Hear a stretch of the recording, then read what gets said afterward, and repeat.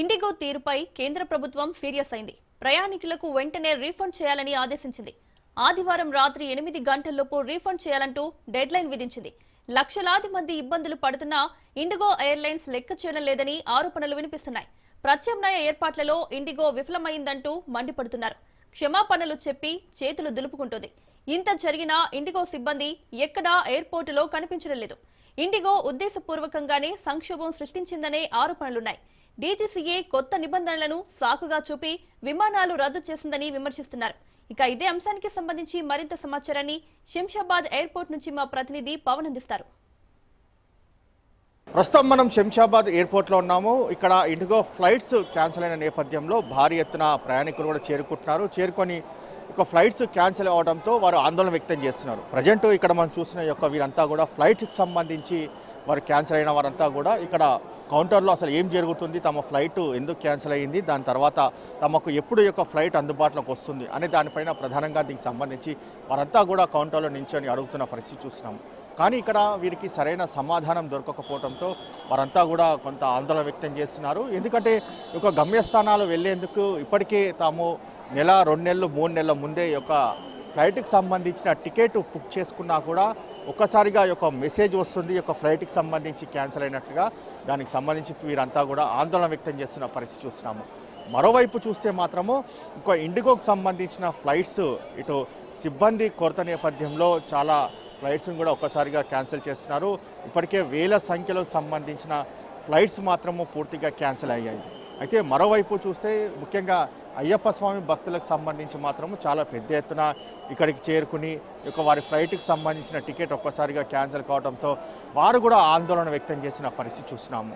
మరోవైపు ప్రధానంగా చూస్తే గ్లోబల్ సమ్మిట్కి సంబంధించి 8-9 తేదీలో సమ్మిట్ ఉంది కాబట్టి తెలంగాణ ప్రభుత్వం ఏర్పాటు చేస్తుంది.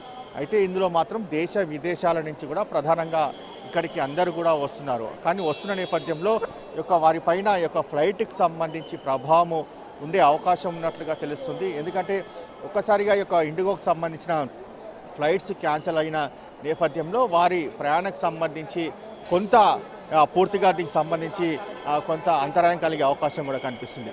మరోవైపు మనతో పాటు ప్రయాణికులు, అసలు మీరు ఎప్పుడు బుక్ చేసుకున్నారు ఫ్లైట్? నేను బుక్ చేసుకొని 4 days అయిందండి. ఫ్లైట్ తెల్ల వచ్చాము, ఆ రోజు ఫ్లైట్ క్యాన్సిల్. నైట్ 9:45కి ఉండే అండి, క్యాన్సిల్ అయిపోయింది. సరే రీషెడ్యూల్ చేశాం.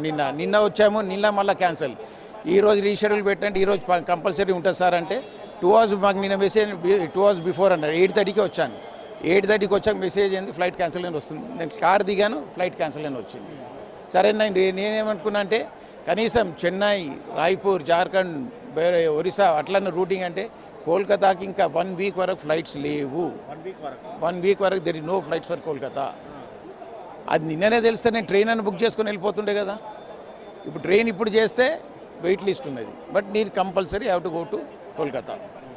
ఇప్పుడు ఏం పరిస్థితి, మా పరిస్థితి ఇప్పుడు అటులేమి ఇటు లేకుండా అయిపోయిందండి. మధ్యలో ఉన్నాం ఇప్పుడు. చాలా దారుణమైన పరిస్థితి. మీరు ఇప్పుడు పొద్దున వచ్చి ఉంటారు, పొద్దున్న ఇంకా హెవీ రష్ ఉండే చూస్తున్నారు కదా. పొద్దున్న వచ్చి అయితే హెవీ రష్ ఉండే. అసలు మన హైదరాబాద్లో తక్కువ, కానీ నార్త్ సైడ్లో అయితే నేను చూస్తున్నాను కదా, చాలా ఇబ్బందిగా ఇది ఉన్నారు. ఇప్పుడు కొంతమంది ప్యాసింజర్స్ బ్యాగేజ్ కూడా లేదు. పొద్దున్న వాళ్ళకు హోటల్ అకామిడేషన్ ఇస్తలేరు. ఇంటర్నేషనల్ ఫ్లైట్ ప్యాసింజర్ ఒక కుర్చీ లేదండి కూర్చోనికి. 3-4 hours నుంచి వెయిట్ చేస్తున్నాం, కుర్చీ లేదు ఇక్కడ. ఇండిగో వాళ్ళు అసలు పట్టించుకుంటలేరు. ఒక నాదోడు లేడు, ఒక ప్యాసింజర్ ఏం ఇబ్బంది పడుతుండ్రు, ఏం లేదు. ఒక టీ లేదు, ఒక వాటర్ లేదు, ఏం ఆఫర్ లేదు. వాళ్ళ పని వాళ్ళు, మన పని మేము చేసుకోవాల్సి వస్తుంది. అంత ఇబ్బంది గురిపడుతున్నాం. అక్కడ కౌంటర్లో అడిగితే ఏమని చెప్తున్నారు? ఏం ఫ్లైట్స్ లేవంటున్నాను. నేనే సరే లేవు, నాకు వేరే రూటింగ్ అని అంటున్నాను. నేను రూటింగ్ అయినా చేంజ్ అయినా పర్లేదు, ఇంకో 4 hours అయినా వెయిట్ చేస్తా. కోల్కతాకి ఇంకా అనదర్ 1 week వరకు there is no flights at all అని చెప్తుంది. నేనేం చేయాలని క్లోజ్ చేసుకోండి అండి. మీరు ఎందుకు బుకింగ్ ఓపెన్ పెడుతున్నారు? మీరు ఫ్లైట్స్ క్యాన్సిల్ బుకింగ్ అవుతుంది, మళ్ళీ ఇటు రాగానే ఫ్లైట్స్ క్యాన్సిల్. మెంటల్ లాగానే ఫేస్ అవుతుందండి ప్రతి ప్యాసింజరు. చాలా అంటే చాలా ఇబ్బందికరంగా ఉన్నదండి. మొత్తానికి చూస్తే ప్రయాణికులు మాత్రం చాలా ఇబ్బందులు కూడా పడుతున్న పరిస్థితి చూస్తున్నాము. ఎందుకంటే ఫ్లైట్కి సంబంధించి బుక్ చేసుకున్నా కూడా ఒక్కసారిగా ఫ్లైట్ టికెట్ క్యాన్సిల్ అని తెలియడంతో చాలా ఇబ్బందులు కూడా పడుతున్నారు. అయ్యప్ప స్వాములు కూడా ఇక్కడికి ఉన్నారు. వారికి సంబంధించి మీరు ఎప్పుడు బుక్ చేసుకున్నారు స్వామి ఫ్లైట్కి సంబంధించి టికెట్? రేపు నైట్ ఉందని చెప్తున్నారు. కన్ఫామ్ గురించి వచ్చినాం, ఇంకేం చెప్పట్లేదు. మళ్ళీ రేపు వెళ్ళనా వద్దా అనేది మాకు డౌట్గా, దాని గురించి వచ్చింది. స్వాములకు సంబంధించి కూడా ఫ్లైట్ టికెట్ రేపటికి సంబంధించి ఉందా లేదా అనేది కూడా ఇప్పటికీ తమకు క్లారిటీ లేదని చెప్పి కూడా ప్రధానంగా దీనికి సంబంధించి వీరంతా కూడా చెప్తున్న పరిస్థితి కనిపిస్తుంది. ఓవరాల్గా చూస్తే ఎయిర్పోర్ట్లో మాత్రము దీనికి సంబంధించి आप किधर जाने की आपको क्या बोल रहे फ्लाइट बारे में? हमारी कल कोयम्बटूर में सुबह 6 बजे फ्लाइट थी, तो वो हमारी पहले तो बोला कि डिले हो गई है 2 घंटा, फिर उसके बाद वो कैंसिल हो गई, फिर हमें मुंबई भेजा, बोले कि आप मुंबई चले जाइए, फिर वहाँ से आप चले जाइए, तो वो फ्लाइट दिया 2:30, फिर 2:30 के बाद बोला फिर से डिले हो गई, फिर 2:30 के बाद फिर हमें फिर शाम तक बैठे वेट किए, फिर वो भी फ़्लाइट कैंसिल हो गई, फिर उधर बस से हम लोग आए इधर अभी हैदराबाद। अब देख रहे हैं कि अगर यहाँ मिल जाए तो ठीक है, नहीं तो हम लोग को फिर अभी 2500 किलोमीटर हम लोग को अभी बस से ट्रैवल करना पड़ रहा है। మొత్తానికి ఒక్కొక్క ప్రయాణికులు ఒక్కొక్క సంబంధించిన వారి సమస్య కూడా చెప్తున్నారు. ఎందుకంటే ఎయిర్పోర్ట్లకు సంబంధించి ఒక ఫ్లైట్ సంబంధించిన టికెట్ ఒక్కసారిగా బుక్ చేసుకోవడం, ఇక్కడికి వచ్చిన దాని తర్వాత कैंसिल అవడంతో పూర్తిగా దీనికి సంబంధించి కూడా చెప్తున్నారు. आप किधर जाने के ఒక फ्लाइट के बारे में? पूर्णिया जा रहे थे सर, हाँ? पूर्णिया। हाँ, कल हमको 11 बजे टिकट मिला, फिर अभी कैंसिल हो गया। हाँ, अब तो मुश्किल है, यही तो चल रहा है दिक्कत।